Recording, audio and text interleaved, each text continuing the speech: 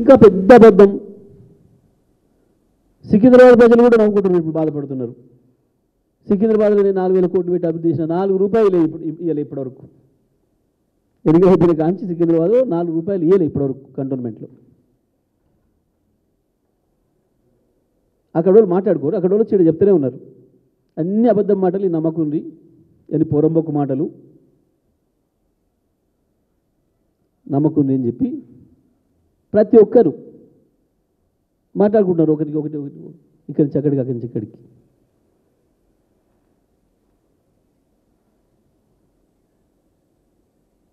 హైదరాబాద్లో 5 రూపాయలు పెట్టి డెవలప్ చేసినావా? ఇంకా ఆదాయం అభివృద్ధి చేసినాం మేము, నవ్వుకుంటారు చూసేవాళ్ళు. కేసీఆర్ 60,000 కోట్ల ఆదాయాన్ని తెలంగాణ రాష్ట్రానికి అక్కడి నుంచి తీసుకొస్తే, 2.5 లక్షల వరకు తీసుకొస్తే, నీ మూర్ఖత్వం వల్ల, నీ అజ్ఞానం వల్ల, నీ ధనాశ వల్ల రాష్ట్ర ప్రభుత్వం రావాల్సిన 30,000 కోట్ల ఆదాయం తగ్గింది ఇప్పటివరకు. కేసీఆర్ పెంచుకుంటూ పోతే నువ్వు నాశనం చేసుకుంటూ వస్తున్నావు, తుంచుకుంటూ వస్తున్నావు.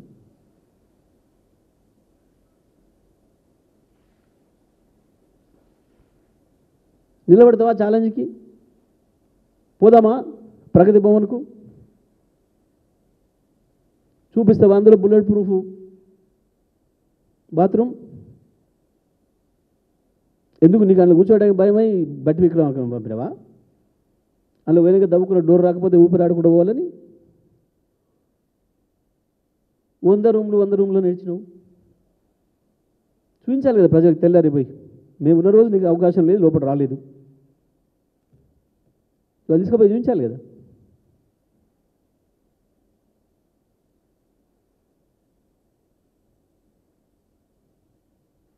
మెట్రో మేము వచ్చిన తర్వాత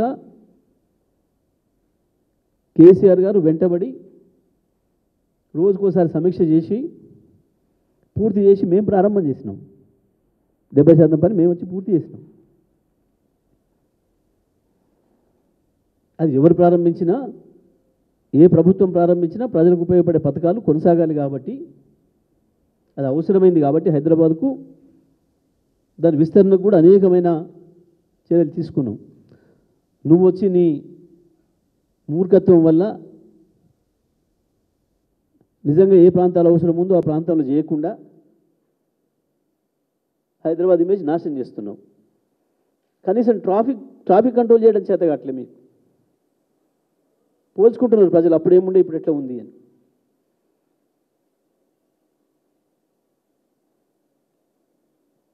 ఇప్పటికీ కాలేజీ పిల్లల్ని 100 మంది 180 మంది స్కూల్ పిల్లల్ని తిన్నావు. 800 మంది రైతులను చంపినావు. నీ చేతగాని పరిపాలన వల్ల, నీ అసమర్థత వల్ల. కళాశాల యాజమాన్యాలను ఇబ్బంది పెట్టి, పిల్లల్ని ఇబ్బంది పెట్టి, 5 రోజులు వాళ్ళ పాఠాలు పోగొట్టి లక్షలాది కుటుంబాలకి తిండి లేకుండా చేసినావు. ఆ ప్రైవేట్ కాలేజీలలో పనిచేస్తున్న వాళ్ళకి, ఉద్యోగస్తులకి. నేను భయపెట్టించి నడుపుతా. ఏం భయపెట్టిస్తావు? ఎంతకాలం భయపెట్టిస్తావు? ఒక్క మాట చెప్పాలంటే రేవంత్ రెడ్డికి ఎందుకో భయం మొదలైంది. రేవంత్ రెడ్డి మాటలలో తడబాటు కనపడుతుంది.